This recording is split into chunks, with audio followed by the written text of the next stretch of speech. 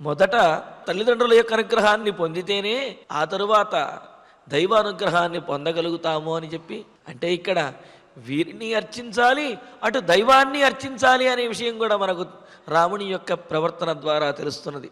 ఎందుకు అంటే రాముడు తల్లిదండ్రుల యొక్క మాట వింటూ వారి యందు గౌరవ భావనతో పూజ్య భావనతో ఉన్నాడు. అలాగని దైవారాధన చేయటం కూడా మానలేదు.